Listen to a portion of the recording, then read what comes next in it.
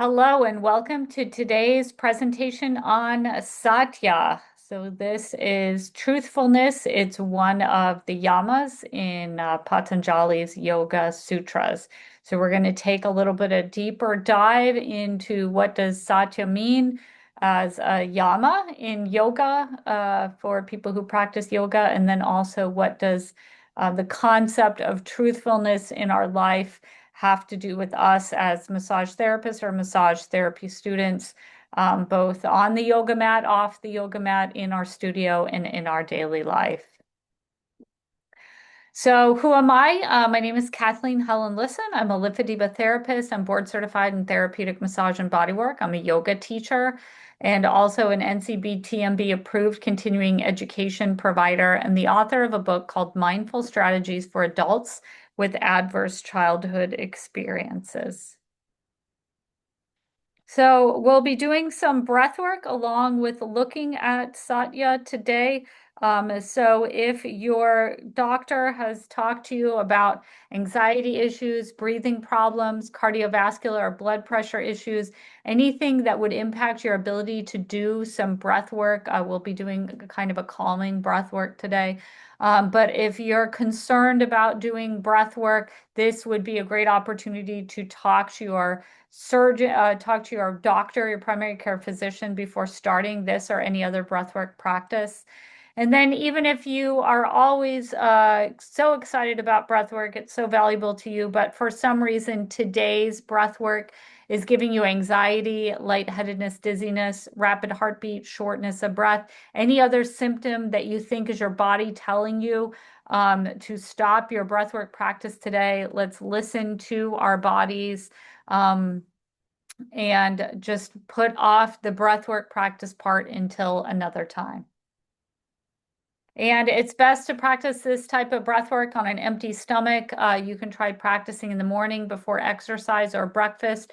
If you find that doing some deep breathing on a full tummy is kind of uncomfortable for you. So we'll start this session with a mindful moment, a moment of mindfulness. So I'll invite you to get in a position which is respectful yet alert and comfortable. And you can keep your eyes open or closed. And start with taking a little bit of a deeper inhale and a slower exhale. And bring to mind why you pressed play on this video. What is interesting to you about learning about the yamas of yoga, yoga philosophy? What is interesting, maybe specifically about the concept of truthfulness of Satya?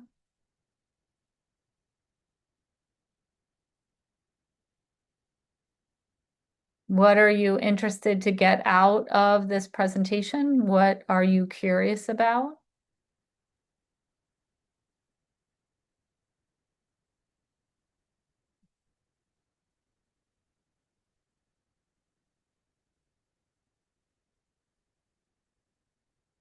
And as we close this mindful moment, I'll invite you to take another deep breath in and a long exhale out. And you can open your eyes or keep them closed. And we'll start with some movement, some pairing movement and breath, a little bit of yoga for the neck and shoulders. So I'll invite you to inhale as you look up, exhale as you look down. Inhale as you look up, exhale as you look down. Last inhale as you look up. And last exhale as you look down.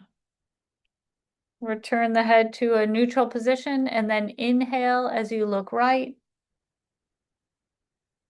Exhale, looking forward. Inhale, looking left. Exhale, looking forward. Inhale, to the right. Exhale to the center.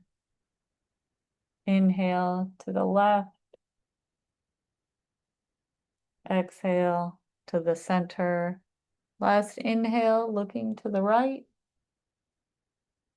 Last exhale to the center. Last inhale, looking left. And then come again with an exhale to the center. Now we'll take the ear to the same shoulder. So inhale, ear to the right shoulder. Exhale, come up to the center. Inhale, ear to the left shoulder. Exhale, and come up to the center. Inhale, and exhale. Inhale, and exhale. Last inhale to the right. Exhale to the top. Inhaling to the left. And exhaling back to the top. Now let's inhale the fingertips out in front of us. Reach, reach, reach. And then exhale, fingertips to the shoulders. Inhale the fingertips out. Exhale to the shoulders. Inhale straight out. And then exhale to the shoulders. Inhale out one more time, and then wrist rolls.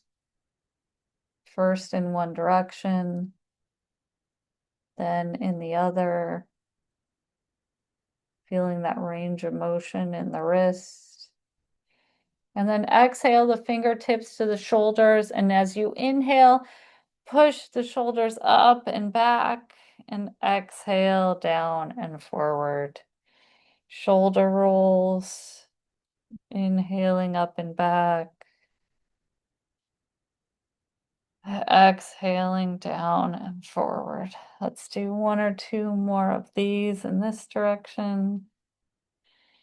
And then inhale up and back, exhale down, and then reverse the motion.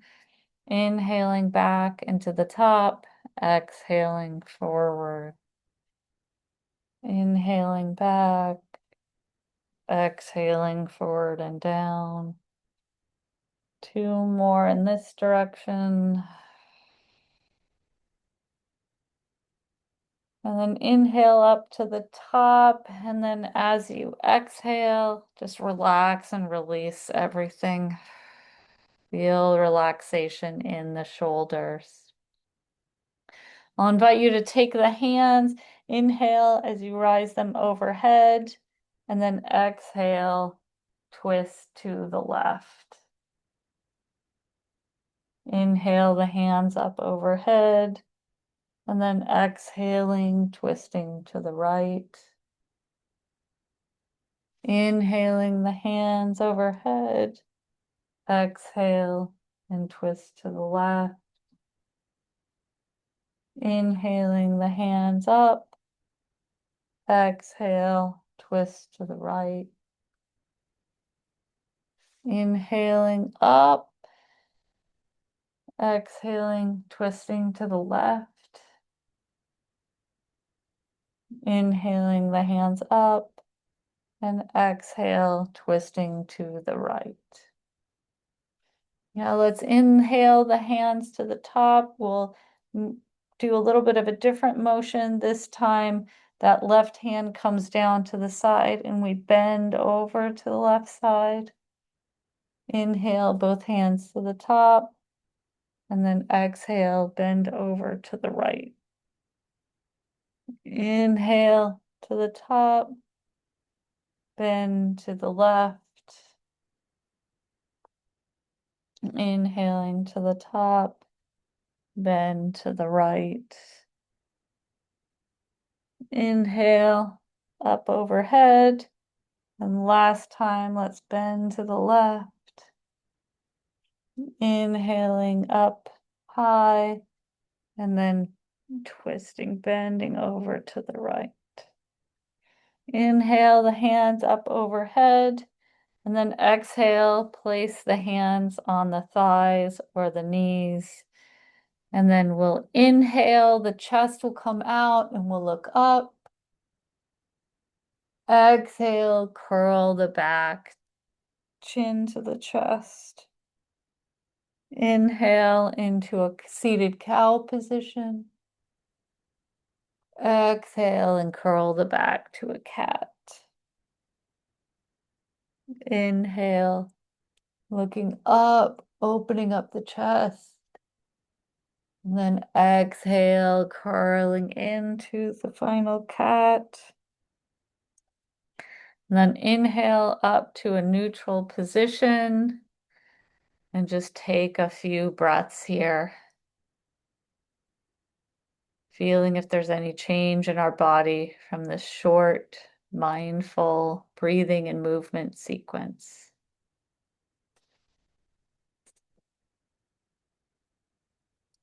And then I'll invite you to move into the stop technique. So we'll begin by just stopping what we're doing for a moment, and then paying attention as we take that next breath in. And as we exhale, observe what your current feelings and emotions are. Are there any notable physical sensations in your body? We don't need to change or judge them, we're just observing them. And then I'll invite us to proceed, and we'll start with today's presentation. So the big important question is, what is Satya? So it is one of the yamas in Patanjali's Yoga Sutras, and Satya is loosely translated as truthfulness. So the guidance is that we should be truthful in our lives, and that is in my doing some research for this presentation, it's a lot more complex and multifaceted. It's a lot more interesting than just don't tell any lies. That is part of it, but it's not all of it. But we can begin with the concept of what is a lie. So a good definition of a lie is a false statement uttered with the intent to deceive. And we see that we even have a nonverbal signal for it in English speaking in the American culture. And we see that with this gentleman in his suit. He is crossing his fingers behind his back.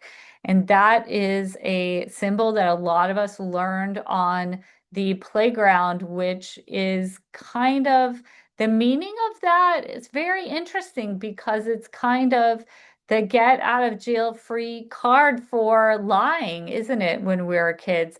If we crossed our fingers, then somehow there was no guilt assigned to us in the lie. If someone saw that we were crossing our fingers when we said something, that meant that they knew that we were not telling the truth in that instance. It's very interesting that this is a part of our culture, this idea of crossing the fingers being connected with lying or telling falsehoods.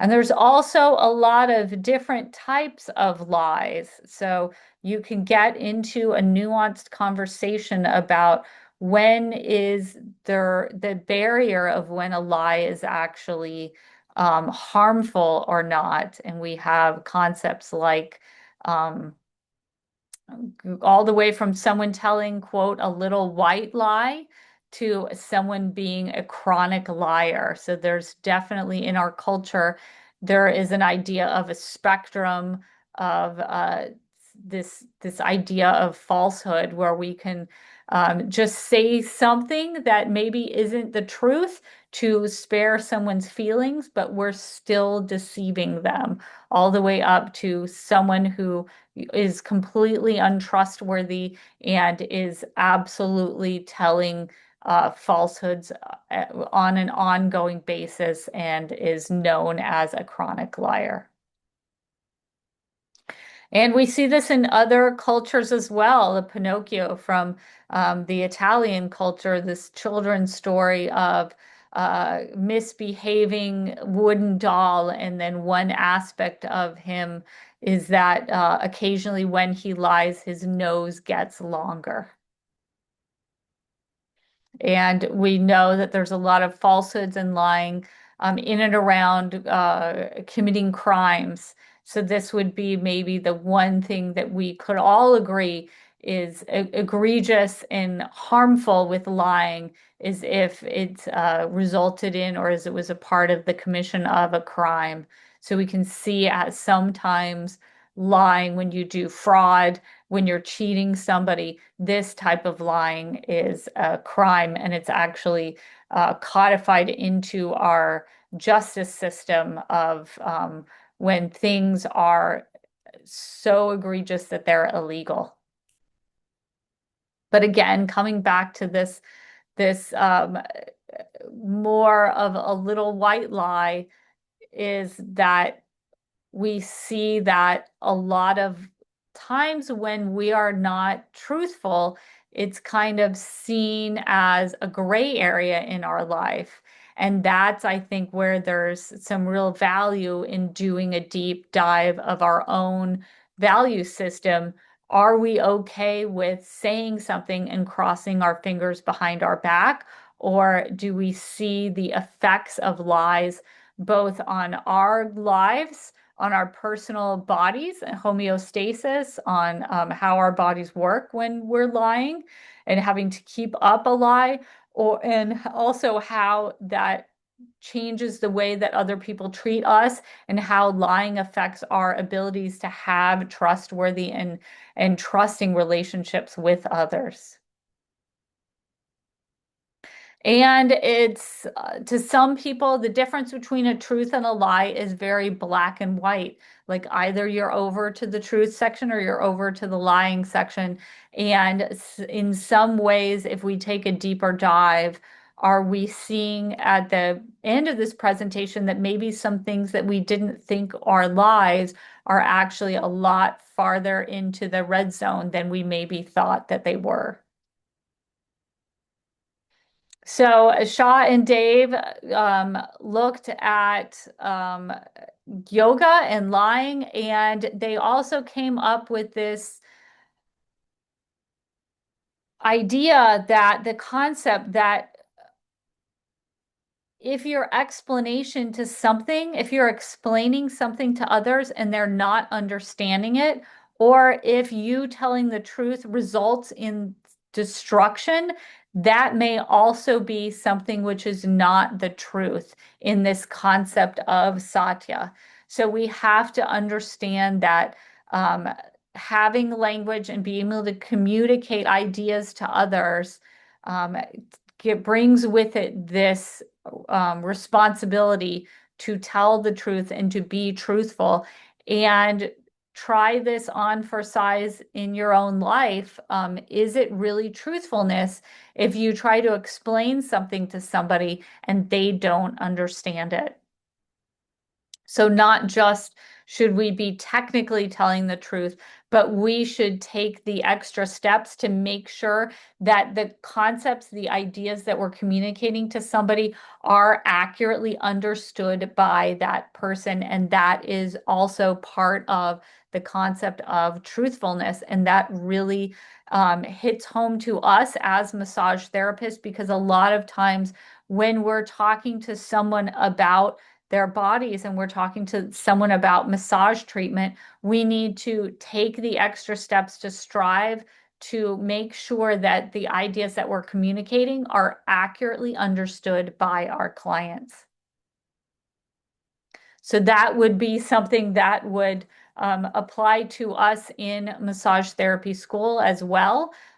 When you're communicating, or if your teacher is trying to teach you something, or if you're doing the massage in your learning environment, the concepts that the teacher is trying to communicate should be understood by you accurately in order for them to be the truthful. So let's take a step back and look at the origins of Satya. So it's in Patanjali's Yoga Sutras. And the idea is that when one is established in truthfulness, actions begin to bear fruit. So we looked at ahimsa and the idea of in our last presentation, we did it on ahimsa or nonviolence. And the idea from the Yoga Sutras was if you're grounded in nonviolence, then your peacefulness can actually help change people around you to become more peaceful.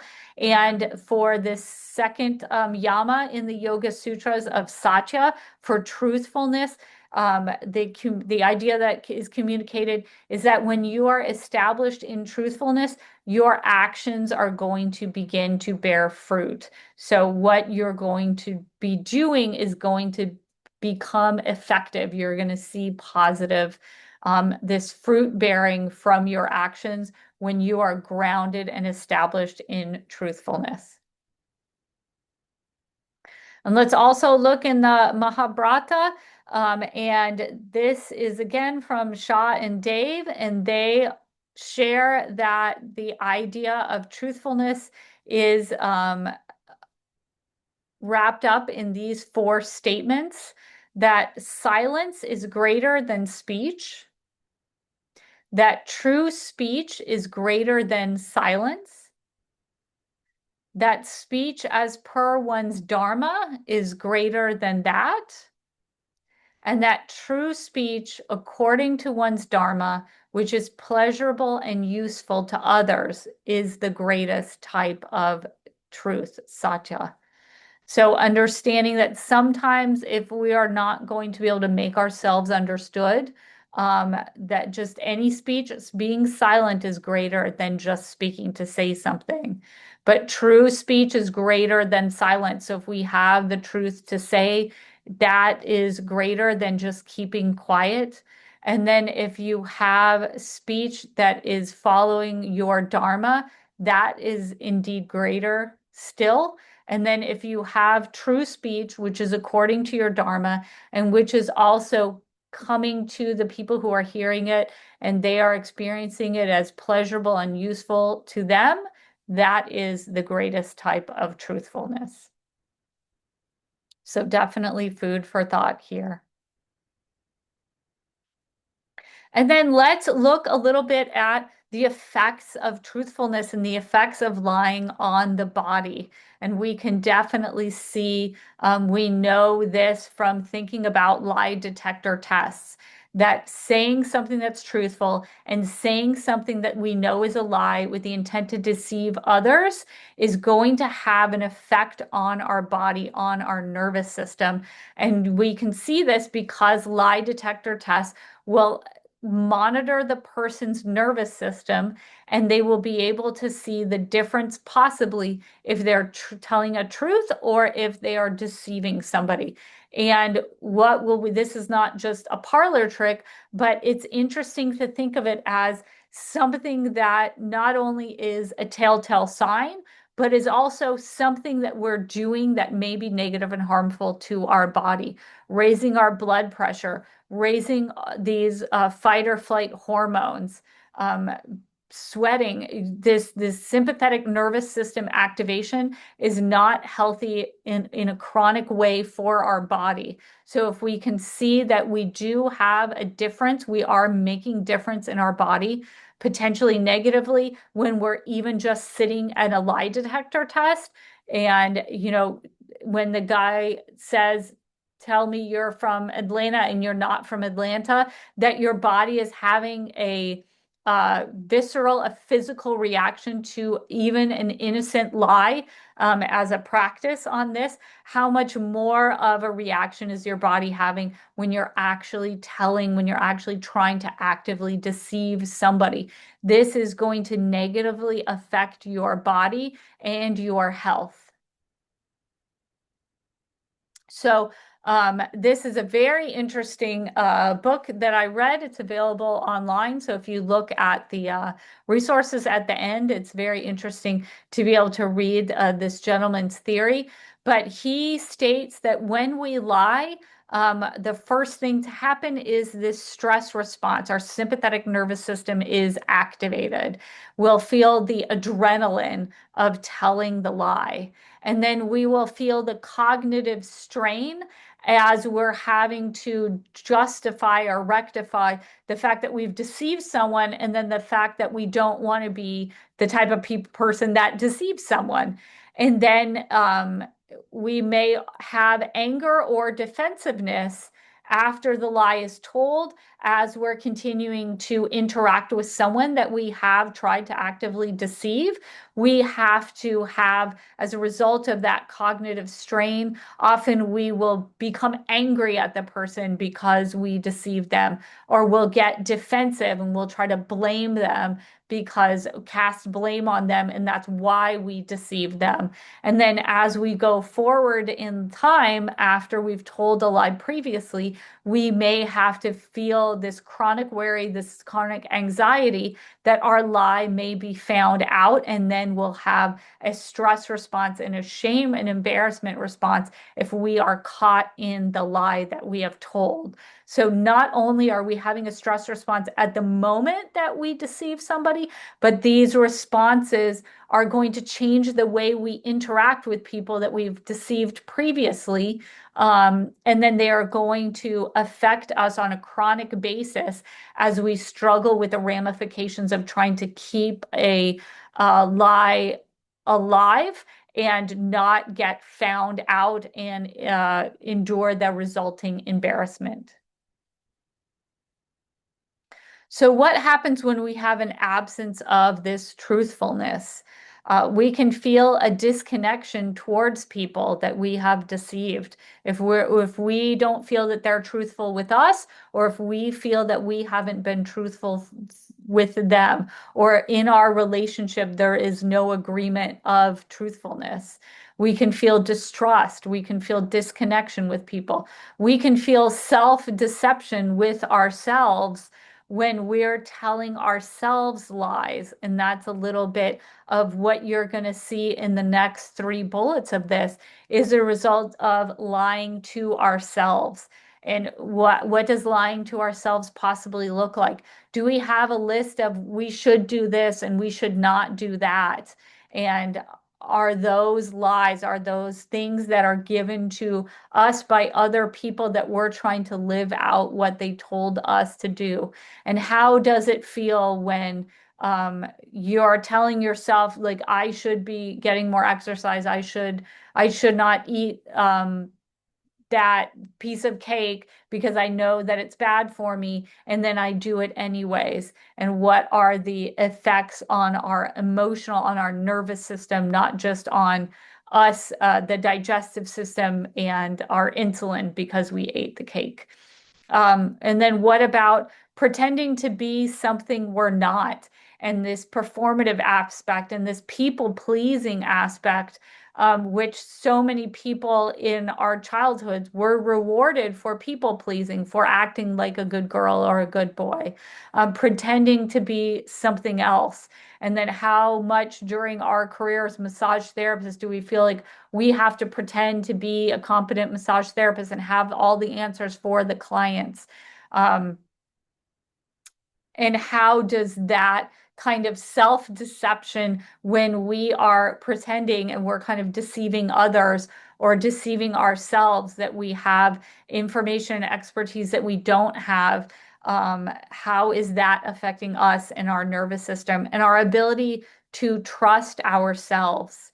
And especially on the day-to-day basis, how much are we actually not truthful to ourselves, lying to ourselves about how much time we have, if we're helping others with time that we don't have, if we're taking from ourselves and burning the candle at the both ends because we feel like we have to be available to others, we're not honestly communicating our boundaries to other people. And then how much time do we have to get to work? How many people are chronically late but not taking the actions that they do need to get on time to meet their own obligations, and always late to work, always late here, always late there, because they continue lying to themselves, saying, oh, I can be there in 20 minutes, when you know that accidents or other things are going to happen. And it's so much better to tell yourself the truth that I need 30 minutes to arrive somewhere and be calm arriving there. So these are all potentially the absence of truthfulness in our life. So you'll see, like, kind of how I foreshadowed in the beginning, it's a lot more than just not lying to other people. So now we've kind of opened up Pandora's box a little bit and looked at a lot of ways that Satya has a nuanced influence in our lives. So now it would be a great time to practice some pranayama, some breath work. So we'll try about 5 minutes of yogic breathing. So I'll invite you to once again get into that relaxed yet alert position. The eyes can be open or closed, and we'll start by doing 5 minutes of breathing. So this will be 30 breaths total. We'll inhale for a count of five and exhale for a count of five. I'll keep the time and guide us when to inhale and exhale. And we'll start by exhaling fully and then inhaling, exhaling, inhale, exhale, inhale, exhale, inhale, exhale, inhale, exhale, inhale, exhale, inhale,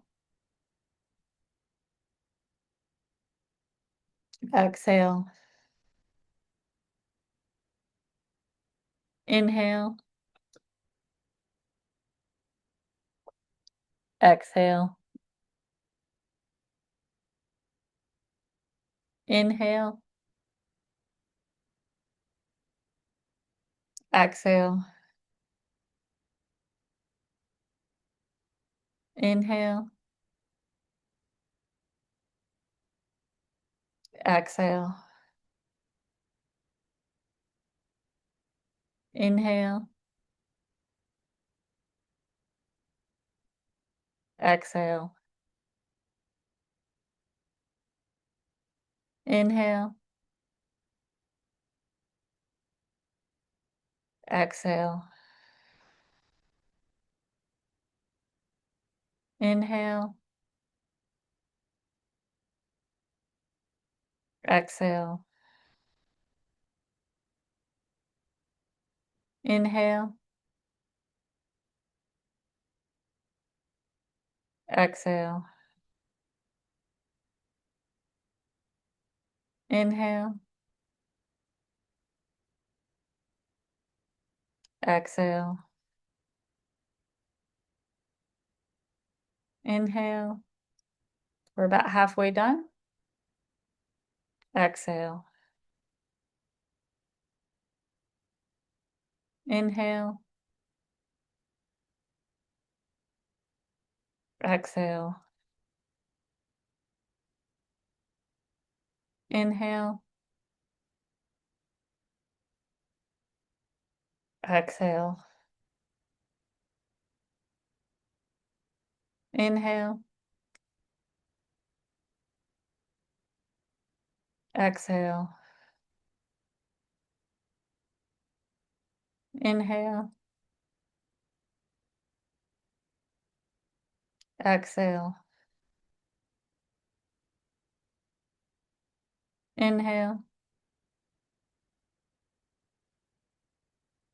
Exhale. Inhale. Exhale. Inhale. Exhale. Inhale. Exhale. Inhale. We have 1 minute left. Exhale. Inhale. Exhale. Inhale. Exhale. Inhale. Exhale. Inhale. Exhale. Last inhale. And last exhale.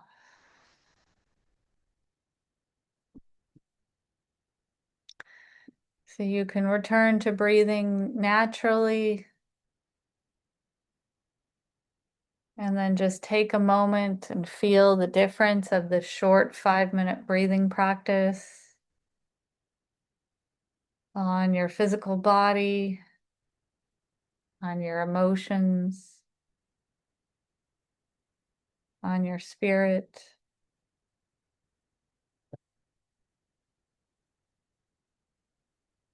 And then we'll move into some guidance on how to practice Satya, practice truthfulness.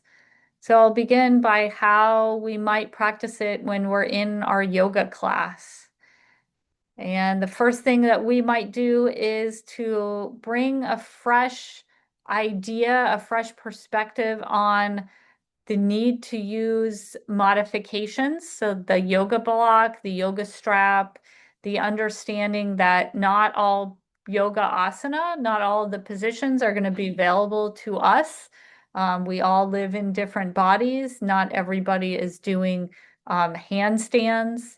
And we may need some modifications, especially if we're massage therapists and we're going through our massage career, and maybe we had just a really heavy week of massage and we don't want to do a lot of positions that would give pressure on the wrists, to give pressure on the shoulders, if we're taking a lot of stress in doing our massage during the week. Maybe we need some modifications. And we live in different bodies, we're different ages, different skills with respect to yoga. Even if we practiced yoga for decades, we don't necessarily have the same skills and talents. And we need to think of yoga as being in the fullest expression of the position as it's available to us in our body on that certain day. So that might be different alignment than our neighbors, or a different alignment of the position than we see the teacher using, or a different alignment than we did in the position last week. And often if we're looking to the teacher and trying to get better at yoga, if we're looking to our fellow students and seeing if we can be more in balance or go deeper in each of the positions, this comparison can be really a thief of our giving ourselves our own yoga practice. So comparison can take us out of experiencing truthfulness in our yoga practice. And one great thing that we can use to our benefit is the quality of our breath. And this will often show us if we're in incorrect alignment, if we need to use a modification for a yoga position, if we're doing yoga that's not our own practice, if we're trying to do the yoga practice of the person on the mat next to us instead of our own yoga practice.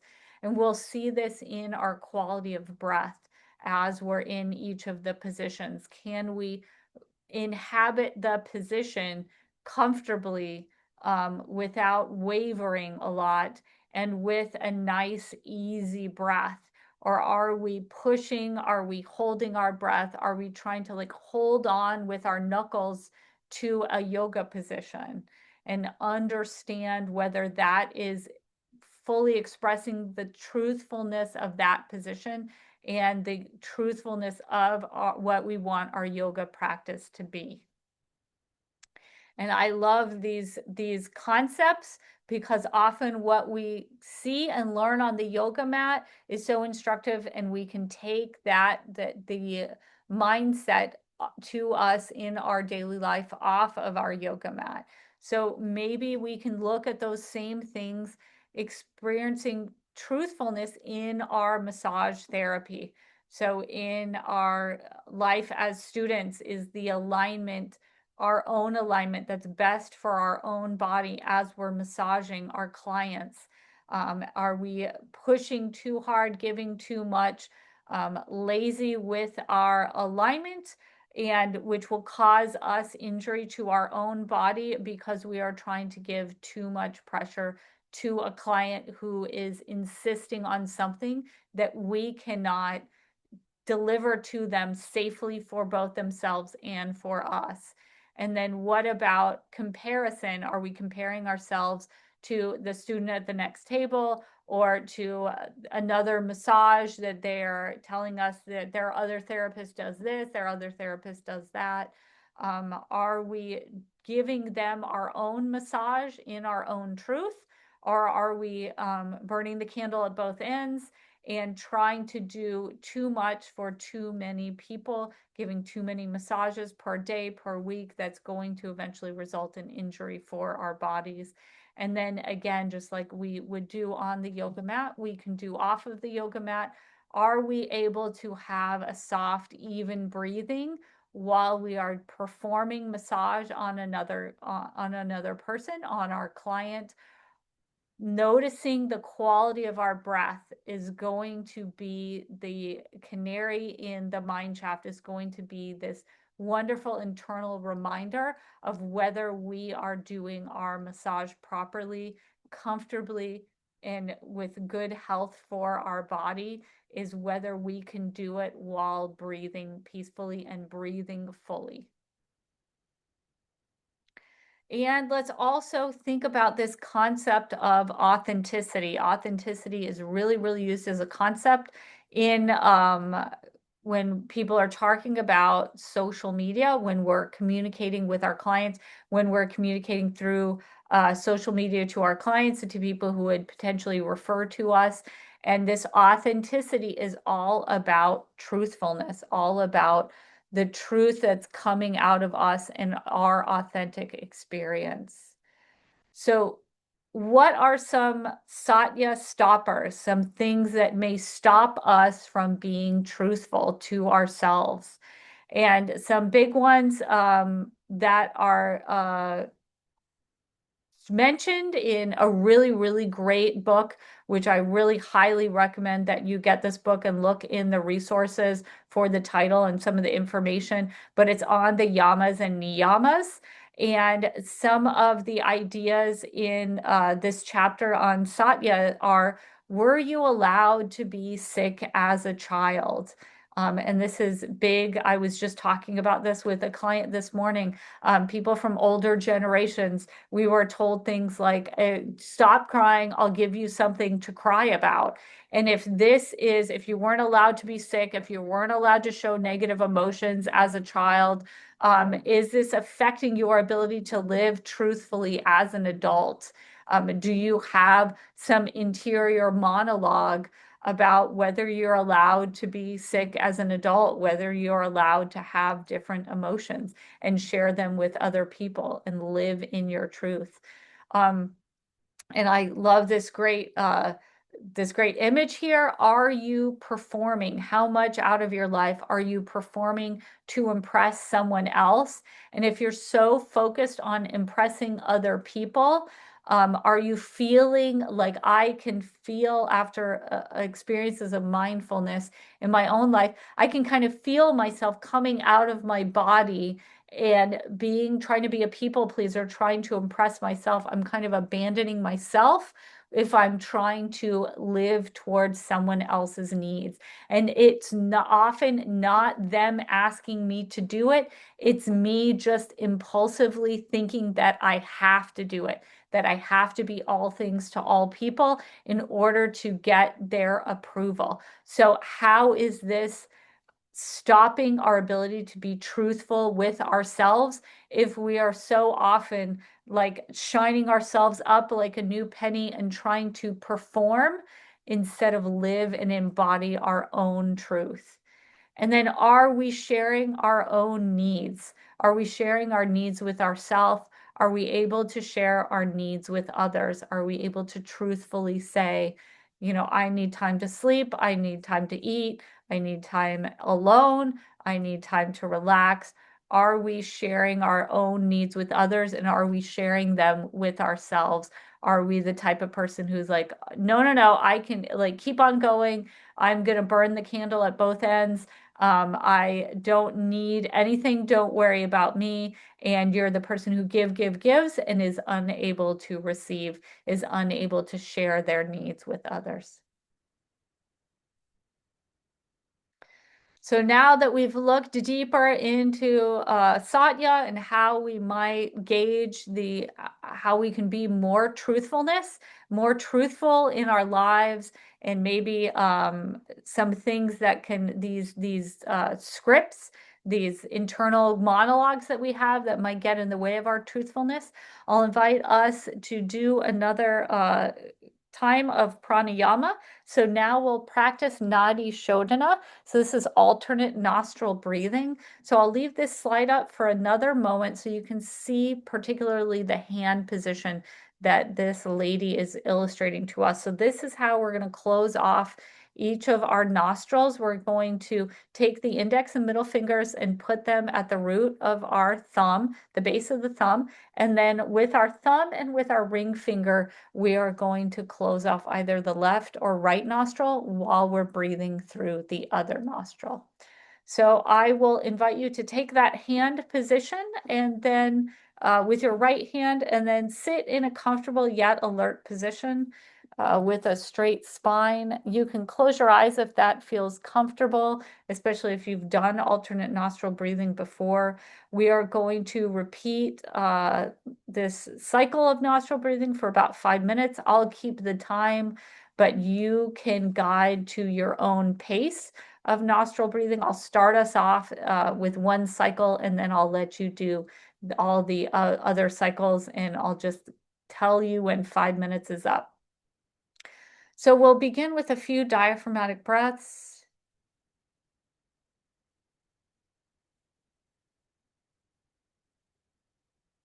And then I'll invite you to take your right hand up in this Vishnu Mudra, and then close your right nostril with your thumb and exhale through your left nostril. Inhale through your left nostril, and then close your left nostril with your ring finger, exhaling through your right nostril.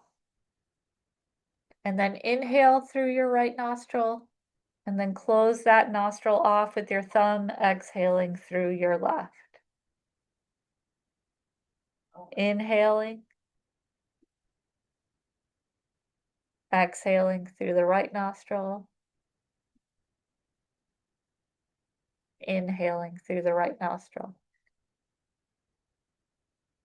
And now I'll let you continue this at your own pace for about 4 more minutes. I'll keep the time. And if you get lost, just these 4 instructions in bold can help you get back on the right track.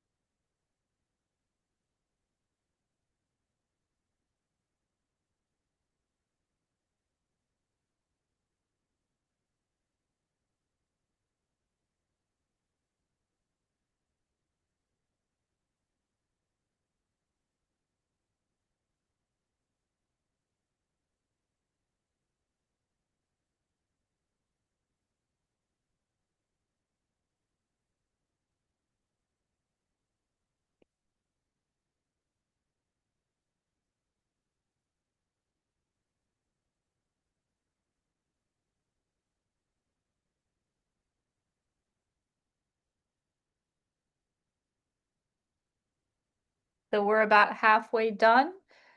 And if you are sensing that you're taking longer in each inhale and exhale, this is common, especially as you get more relaxed as we continue on with this practice.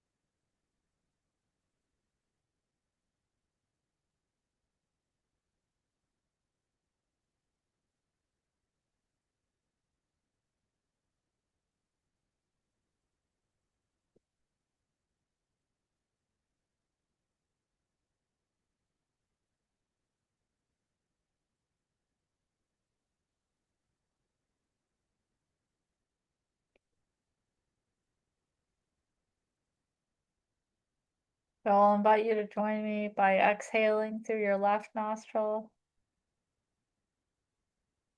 inhaling through your left nostril, exhaling through your right nostril, inhaling through your right nostril, and then closing the practice by exhaling through your left nostril. So you can release your hand, take a few deep breaths through both nostrils before ending this practice.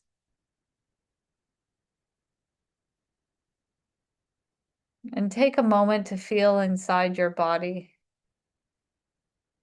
How do you feel physically?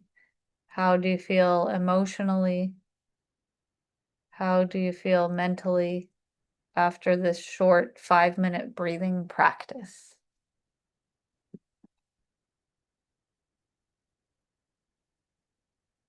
And if you close your eyes, you can open them up. We're going to transfer now into a guided meditation. So this is going to be a little bit of a longer meditation. So if you'd like to lie down, sit in a comfortable position, just anything that's respectful yet also relaxed. And your eyes can be open or closed.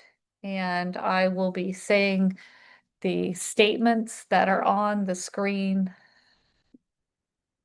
but you don't have to read them. You can just close your eyes and relax and listen to them. So let's begin. It's a little bit of a longer inhale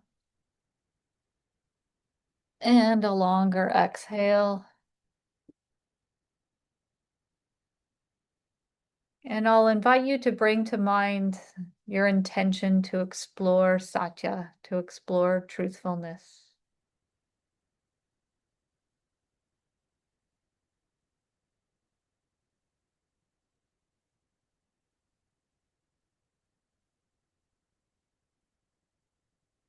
And I'll invite you to silently repeat, today I take time to recognize the truth within and around me.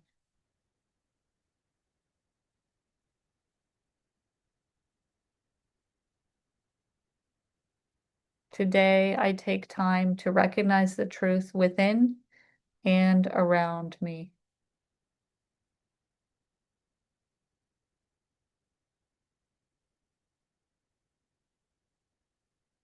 And now we'll slowly scan our body from head to toe. And I'll invite you to notice any physical sensations that you feel without any judgment. So we'll bring attention to our head, to our face and our scalp, moving the attention to our neck and to our shoulders, moving the attention to our arms and our hands,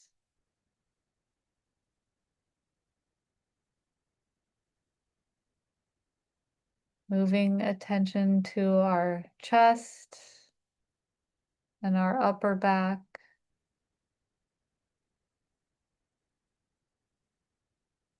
our abdomen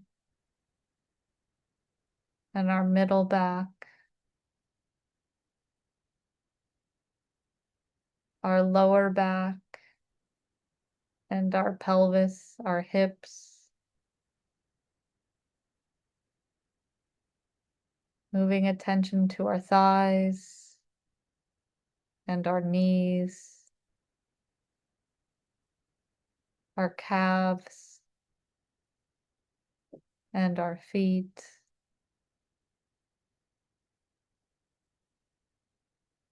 and feeling our body as a whole. I'll invite you to consider what is true in my body right now.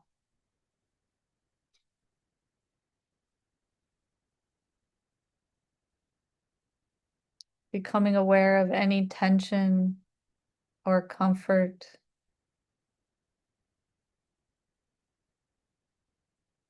Noticing temperature,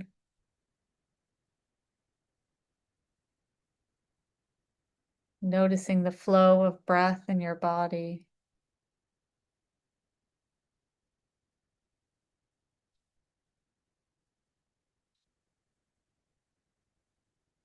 And I'll invite you to acknowledge what is present right now without needing to change it.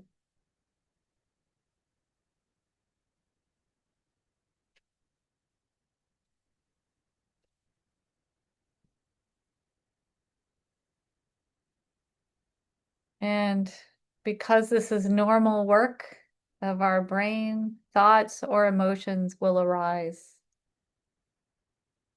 And as thoughts or emotions arise, I'll invite you to observe them just as they are.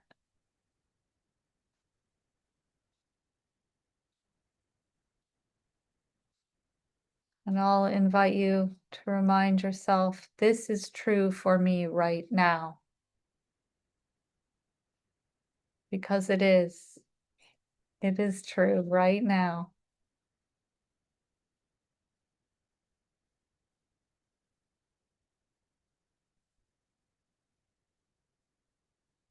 And if you notice any resistance or self-judgment,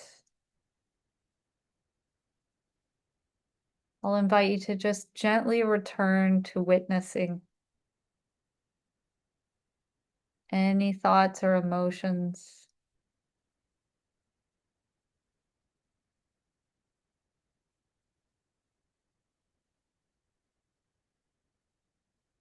And I'll invite you to consider what emotions or thoughts are part of your current experience right now.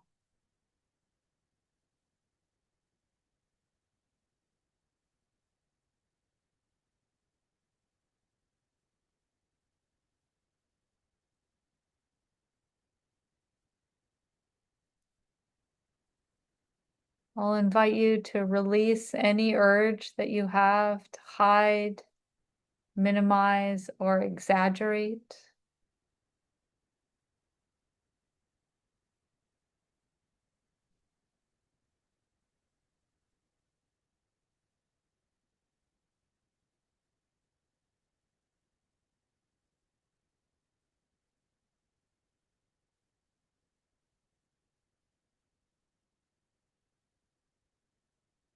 And I'll invite you to consider how you might express your truth with compassion towards yourself and others.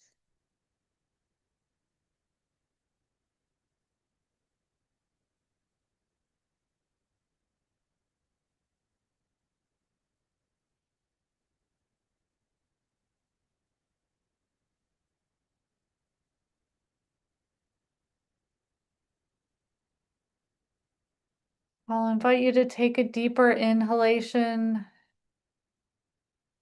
and a longer exhalation.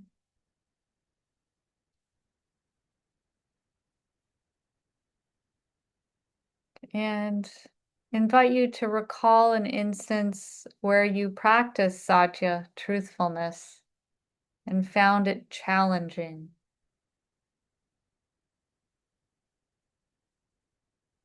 So this is a time when you were truthful and it was challenging.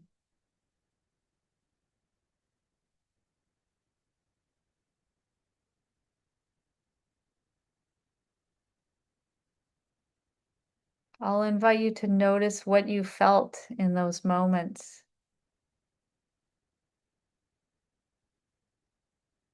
What held you back from the truth, or what supported your honesty?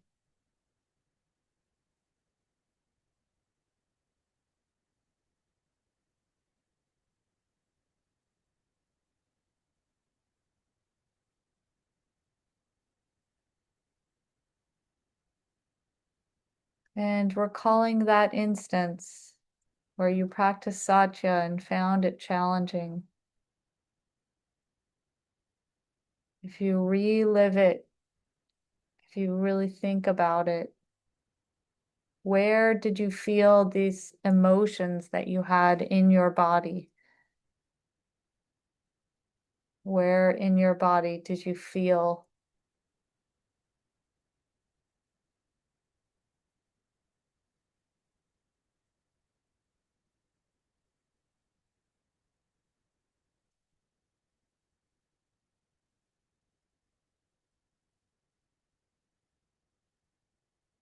Where do you feel the emotions when you're truthful with someone, when you're able to openly share your truth and be supported in your truth?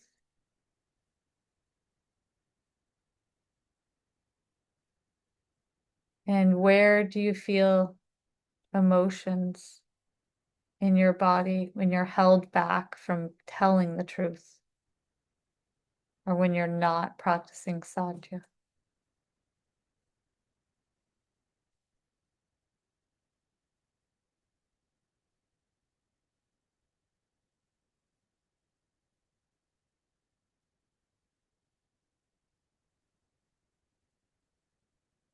Now I'll invite you to consider what in your life no longer serves you.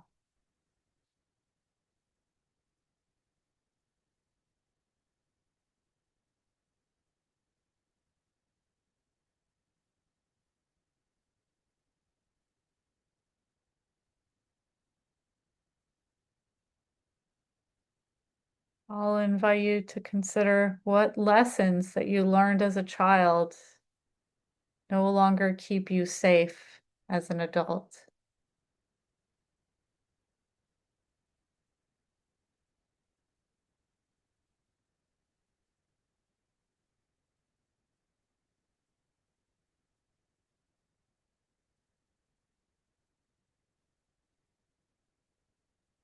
I'll invite you to consider what restrictions are no longer benefiting you.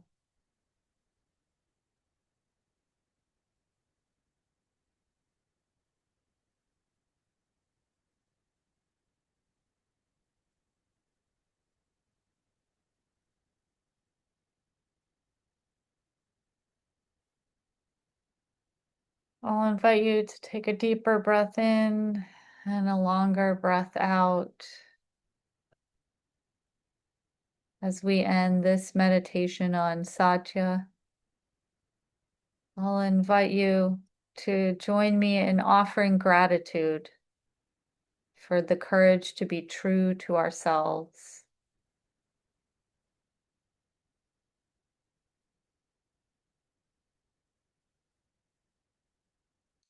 And when you're ready, you can gently open your eyes. And I'll invite you to bring the awareness that we've cultivated here today in this meditation back into your day with you. And I wish that your commitment to Satya will guide you towards greater authenticity and inner peace.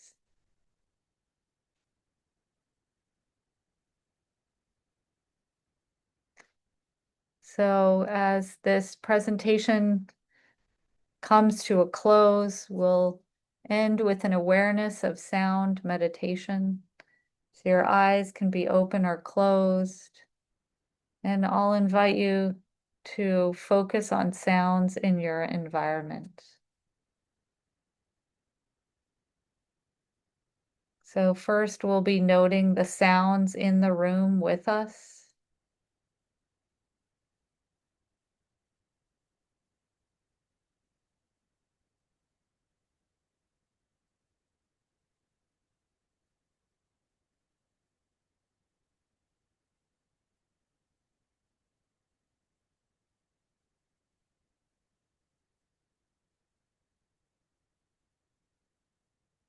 Now I'll invite you to listen for the sounds outside of your space, the sounds that may be happening farther away from you.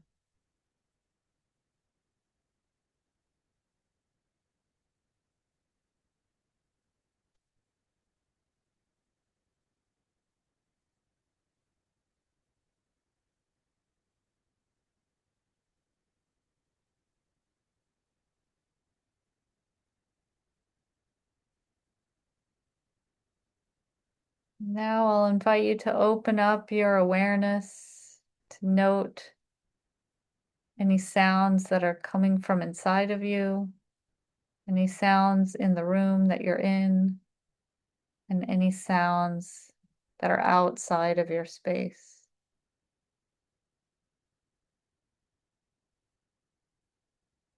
Opening ourselves up to awareness of all sounds.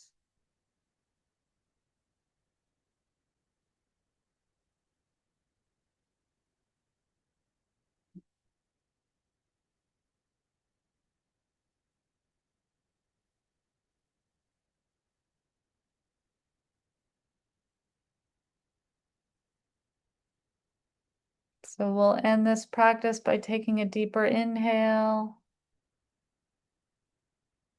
and a longer exhale.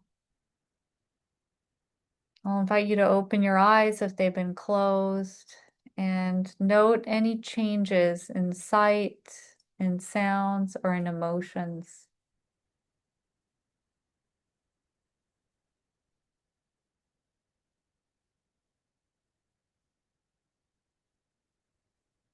And now, as we have been practicing for over an hour at this point, we'll take one final check-in. How do you feel after this practice? How do you feel in your mind, in your body, and in your spirit?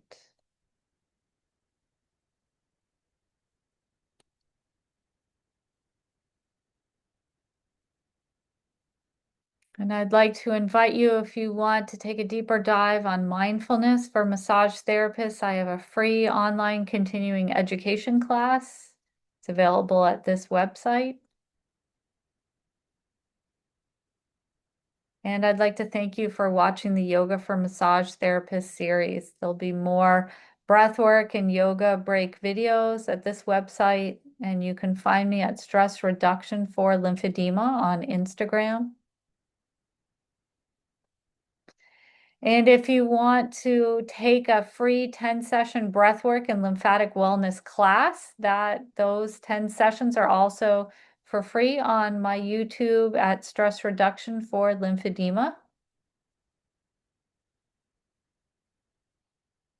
And here are the resources, including The books that I recommend, Pulse of Deceit, Lying's Toll on the Heart is available online.